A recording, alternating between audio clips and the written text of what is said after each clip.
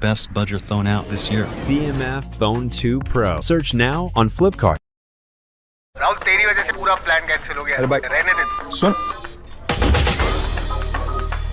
Buddies के साथ cricket screening का प्लान बनना फास्ट, सेम प्लान कैंसिल होना उससे भी फास्ट। उसी क्रिकेट मैच के स्कोर अपडेट्स ESPN क्रिक इन्फो पे मिलना super fast. Super fast score updates के साथ और भी बहुत कुछ मिलेगा। For fast scores and a lot more, download the ESPN Crick Info app now. Goodness, a last over that would have brought back haunting memories of Bengaluru 2016 for everyone in Bangladesh, but they get the job done. They upstage Sri Lanka, they who were 3 for 3 in group stage play, and a victory set up by the young and the bold batting of Bangladesh that had been talked up so much coming into the Asia Cup. Brilliant half-centuries from Saif Hassan and Tawhid Hridoy give Bangladesh the first 2 points as the Super Fours of the 2025 Men's T20 Asia Cup kick-off with the game that we were all waiting and hoping for. Welcome to CMF by Nothing presents ESPN Crick Info Timeout. We've got Aakash Chopra in our studio, and while I was saying waiting and hoping for, I knew that I was not talking about Farveez Maharoof. Farveez, commiserations on the result, but this is a fine victory for Bangladesh. Yes, definitely. I think credit should be given to where it belongs. I thought Bangladesh chased it down beautifully. The way they started, Saif Hassan like a makeshift opener, that was used in the Afghanistan game, came really good today. The way he batted, the way he started, and some of the clean hitting, and to finish off Tawhid Hridoy, we have seen him do this job many times, being that anchor role which used to be done by the likes of Mushkur Rahim, Mahmood Al Riyad in the past. It's refreshing to see as a Bangladesh fan, for any Bangladesh fan, that Tawhid Hridoy is taking that responsibility of finishing things off. And Sri Lanka too, I think they tried hard. Today is the day where Dushman Chamir and Nuwan Tushara, Dunitya Lalage, 3 of the frontline bowlers, the 12 overs I think went close to about 108 to 110 runs and just picked up 2 wickets. So that where the problem was. Apart from the first wicket by Nuwan Tushara, I thought those 3 bowlers were relatively poor on the day. Yeah. The Sri Lankan bowling is, of course, a subject of discussion, but I'm sure you'll agree with me, Farveez, and allow me to start with the Bangladesh batters who've paved the way for this result. Let's start with Saif Hassan. You had mentioned the power play will be important. If they are 55 for 1, they will feel they have a chance. They were 59 for 1, and that was primarily down to 34 of 19 off the blade of Saif. And he was brilliant actually, and he was equally competent on both sides of the pitch. We all know, I mean, the new ball attack of Sri Lanka is quite potent, and they started well. Wicket in the first over itself for Nuwan Tushara, who can make the ball swing. But the way Saif batted, and we were discussing it off air as well, that his credentials are nowhere near to be a top quality T20I opener in the final rounds of an Asia Cup. But he came out as if there was no baggage whatsoever. There were no self-doubts.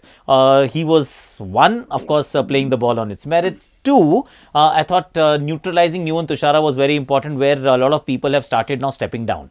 So you see round arm, you know that he's going to pitch the ball fuller because he's looking to swing as fuller as he can be. So people have started stepping down so that he has to now revert to or go to his off-break variety, and which he's been able to pick up beautifully through that mid-wicket long on region. I think he was very good. It did not look like, when we were looking at his numbers, first class or otherwise, they look quite middling. But if you were to just see this knock and rate that batter, you would say, oh wow, there is some serious talent there. Yeah, and just the 3 innings as opener in this format before being drafted in as opener in that game against Afghanistan, when we thought Bangladesh were pressing the panic button ahead of a must-win game against Afghanistan. Farveez, thoughts on just how Saif tackled that power play phase especially? I thought Aakash Chopra summed it up beautifully. He knew that Nuwan Tushara was going it full. He made sure that he covered the line, and if you look at where he was batting middle and off. He was covering all the stumps, and he was waiting something in his arc to pick it up over mid-wicket, which was the scene with the slow ball being picked up at the towards the mid-wicket area. I thought it was a very good knock, gave them a seize to chase it down, which we thought 168 was a good score. And also the way that pitch behaved, that's got to be mentioned as well. I thought looking at how the pitch has behaved in Dubai in the previous game compared to this, I thought this was one of the best pitches. Yes, some deliveries did take a little turn, a bit of bounce, but overall, I thought it held up really well. Yeah, so much for the pitch looking drier at the start of it. It did look dry, let's be fair. But then, eventually he's right. I mean, these runs have been scored. Bowlers haven't looked the same venomous self that we have seen with them in the past. But I think credit where it's due, batting. I think batting was the highlight, whether it was Saif or it was Tauhid Hridoy. Yeah. I think Hridoy was exceptionally brilliant when he batted and the way he went over covers. Playing through that covers region is a tough shot to play. On a slowish surface, it's even tougher. It's not a shot where you can actually allow your bottom hand to take control. It's all the top hand shot. And he went that way. I think 21 of his total runs were actually scored in that region, which is tough and smarts, cricketing smarts, because they realize that one side is bigger. So you now start anticipating which way the bowler is going to bowl.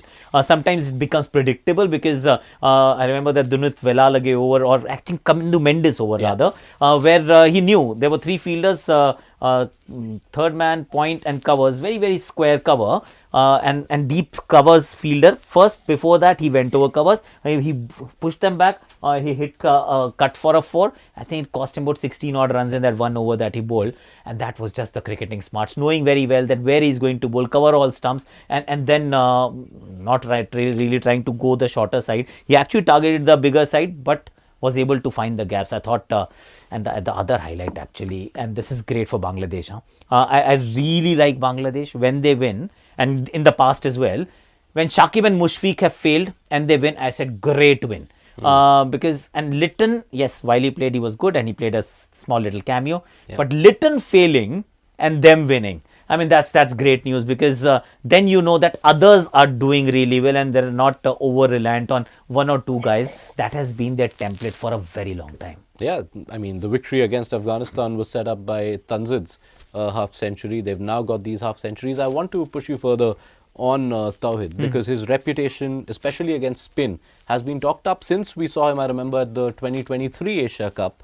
And on the day, 45 of 25. Even Hasaranga, who's conceded 22 of his 4, has conceded 15 to Tauhid. And all cricketing shots. He's not someone who actually can muscle the ball. Something that we actually used for Dasun Shanaka, because he's a tall guy, very strong guy, who holds the bat right at the top of the handle and can use the long handle to a very good effect. But when you talk about Tauhid Hridoy, he's more of a grafter. He has to adjust his game to suit the demands of a T20 game. He's more of a proper player who can play all three formats quite nicely. Plays spin well, of course. Subcontinental player. If you are a middle order and you're not a good player of spin, you're not going to really survive. But his batting, I think today, if you were to look an offside dominated wagon wheel versus spin, that tells you that he was not dragging everything in this direction, which is the easier way to go. If you go that way and you are able to cut it and use your feet when you can, go downtown. I mean, these are tougher shots to play. The moment that happens, then as a spinner, where do you actually go? Spinners can only go in certain directions. They don't have a bouncer, they don't have a yorker. But if you start hitting runs of the good deliveries, I mean, you just clip their wings, and that's what Tauhid Hridoy did today. Yeah, and he does have some history against Sri Lanka, Farveez. We go back to the T20 World Cup game last year. It was a small chase, but his 40 of 20 had played a defining role in Bangladesh winning that one. And he's done the job here, coming off a group stage where his strike rate and intent came into questioning, especially after that game against Hong Kong. Yeah, Tauhid Hridoy, Vanadu Hasaranga, that battle has been happening, and that has been the two big egos or two big characters in the side has been happening for a while now. So I was looking forward to that matchup today, and Tauhid Hridoy came on top with some lusty hitting, as well as when the time was not right to play aggressive, he made sure that he just played singles. So I reckon going forward, Tauhid Hridoy at batting at number 4, playing according to the situation, playing according to the conditions. He has the experience now. He's been in the national side for the last 4 years. He won under 19 World Cup in 2020. So a lot to like about Tawhid Hridoy, and he's an aggressive player, naturally very aggressive in the field. So I just reckon Shakib Al Hassans, the Mohammedul Riyaz, the Mushfiqur Rahims, who was dominating the middle order, is just quietly that baton is taken forward by Tawhid Hridoy, and for a certain extent, Shamim Hossain as well. Both are under 19 products of the 2020 World Cup in South Africa, which Bangladesh won. So they know each other, they understand each other's roles very well. So lot to like about top effort, and as Aakash said, credit should be given where it's due. Yeah, and this win was long due for Bangladesh. This ends a run of 7 straight defeats, chasing 160 plus targets against full members in men's T20Is, and is in fact only their second such win in the last 16 attempts since 2021. So well done Saif Hassan, well done Tawhid Hridoy. 2 huge points for Bangladesh. But let's look at the Sri Lankan bowling picture, Farveez, because we thought at half-time that if Vanindu Hasaranga has a good outing, it could have a huge bearing on the game. Hasaranga did, 2 for 22 and 4, couldn't have perhaps done better. What went wrong?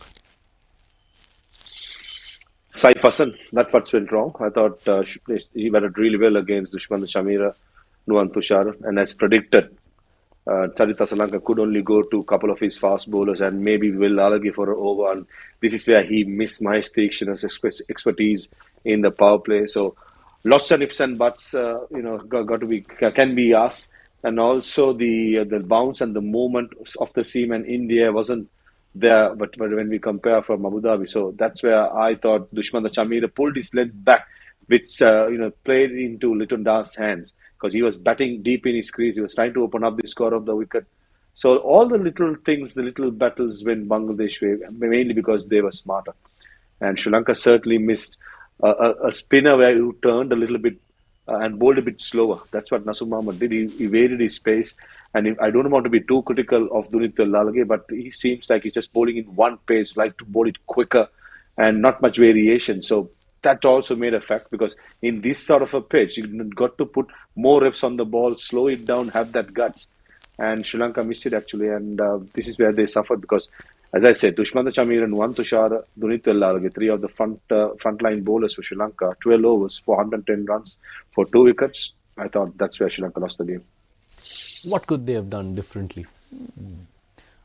See, with the resources that they had, I mean, there is only so much you can do. If you were to look at Sri Lanka's campaign so far, you would find that they've stuck to the 5 bowler theory throughout the tournament almost. They've got Dasun Shanaka bowling his full quota of 4 overs. I think something that he did today as well, 3.5 overs, not exactly the 4 overs. But I don't think they could have done like radically different with the resources. Of course, you can always talk about like picking wickets with a new ball, maybe bowl a few more bouncers if there is no swing or sideways movement available, test Saif with a slightly different kind of bowling plan, something that we didn't really witness as much. But sitting here, it is very difficult to actually know which side of the field was actually bigger or smaller, because only one of the 2 fast bowlers could have gone short. Because one side was really short. So you need to actually know whether it was Dushman Chamira's side that was short or Tushara's side that was short, where you could actually can't really blame them for not really trying the short ball as often. But that's the only thing that I can think of. Other than that, there's not a lot that they could have changed in the way they operated with the resources that they had. And Dunit hasn't really cut it today. In fact, except the 2 spinners, Mehdi and Vanindu, the other 2 have actually struggled for Bangladesh and even for Sri Lanka. Yeah, I mean, you have to feel for Dunit Velalage, and there could be questions on whether he was ready, whether Sri Lanka could have considered waiting on it, but I don't think that is where this game was won or lost for them. No, not at all. But if there are concerns around the resources on the whole, Farveez, with 2 sterner challenges lying ahead, Pakistan, India, and what will now become even bigger stakes games for Sri Lanka, what would you do to the bowling setup? I think, first of all, playing in Abu Dhabi against Pakistan, it all depends on the pitch. If the pitch holds on to what it was in the previous game, bit of bounce, bit of pace, Getting in the third seam is not a bad option, especially against a team like Pakistan. Sometimes, they don't like it when the ball just jags around a little bit. So that's an option for Sri Lanka. But it all depends on the pitch, Yash. I just don't want to commit right now what's going to be. I think the top 8 will hold itself. The bottom 2 will as well. But the number 9 position with Lalage, Teekshana, Matisha Patirana, or Bindo Fernando. So those 4 players will be vying for one spot as far as I see. But, Sri Lanka got to do the hard way. They got to look at the positives. Day off tomorrow, probably train day after, and get themselves ready for the big game. It's almost like a pre-quarter final before the semi-finals against India. So it's a must-win game. And hopefully, India does a favor to Sri Lanka by beating Pakistan. And then Sri Lanka can hopefully beat Pakistan and play another semi-final with India on the 26th. Yeah, lots of subcontinental love and brotherhood around on display with teams needing each other to do them favors. Sri Lanka did it to Bangladesh. Bangladesh clearly didn't have too much gratitude for it, as evidence in this performance. But whatever the surface is and whatever the conditions are and the personnel are, this is now, as Farveez quite rightly builds it, into quarterfinals territory for Sri Lanka from here. Yeah, because we are all assuming that India will go ahead and win all their games. That is a likelihood. So, how else can you actually now manufacture a place in the finals? So, you need to beat India. You all know that it's going to be tough. But before that, fifth Sri Lanka, of course, they have Pakistan ahead. So, if you can beat Pakistan, then you can see that game and you know what you need to do. Of course, you need to win and get to the next round. But losing the first game is going to be tough. But we also discussed that Bangladesh has it tougher. Even though they won it today, they're up against India and then the following day against Pakistan. So their job is, even after a win, looks a lot tougher than Sri Lanka from here if they go ahead and beat Pakistan. So it's going to be an interesting one, and remains to be seen how India actually turns up, because before this game started or before the tournament started, Sri Lanka looked like that team that is slightly a notch above the rest, definitely in that group of death, and they were actually. But now suddenly, after a solitary loss, it seems, ouch, they're on a slippery slope. Yeah, we started dreaming of that India-Sri Lanka final. Some people here, I know Farveez had. I did as had well. Called it. Aakash had called it. There's still a lot to transpire. Aakash is right in pointing out that Bangladesh is challenged now. And in that sense, although it was so much riding on it for both teams, there was perhaps more for Bangladesh, because they will have to play inside 28 hours, 2 matches against India and Pakistan in Dubai back-to-back. So, lots that remains to be done. And what does happen in these matches, especially Bangladesh-Sri Lanka matches, is that the comments tend to explode. Be colourful? So, they are colourful, they are explosive. There are some themes, so I'm going to pick up my CMF Phone 2 Pro. And one of the themes that is emerging, and I guess you are attacking us for some of the questions we had asked ahead of this Asia Cup. I'm taking one in particular from a handle called Avoid Mehdi. Now we see the real reality. Bangladesh is Asia's second best team. It takes one win. Well, they defeated Afghanistan as well. But let's wait and watch. Sri Lanka beat Bangladesh. Bangladesh beat Sri Lanka. How do you claim the second spot? Now imagine if Sri Lanka beat Pakistan, but then Pakistan beat Bangladesh. Okay, then figure it out yourself, man. Whoever makes it to the final, we'll say, okay, these are the 2 best teams. Yeah. The other bit that is another subcontinental commonality is nothing seems to be enough, because believe it or not, we have a comment from Afia Amin saying last 2 wickets were very upsetting. It demonstrates how vulnerable Bangladesh cricket team can be in panic situations. They need to work on it. Sure, it would have brought back haunting memories of the Bangladesh-India match I mentioned from 2016, but I'll say just order some chocolate ice cream and enjoy the win. Take the win. It's all right. Let's not go to, when you get a win, celebrate. And when you lose, you definitely, you mourn a little. That okay, fine. So just if you don't celebrate, you don't enjoy a victory. I mean, you have no reason to criticize when the team loses. So please celebrate today, Bangladesh. You have won the game. Farveez is skipping dessert. You can have it. It's okay. Farveez, your thoughts? I think, debate about who's the second best team in the Asia will always be something that a lot of people will have a lot of comments about, their own opinion about. But I think it's a mix between on the day. And one thing in common, all of the other teams apart from India was quite consistent.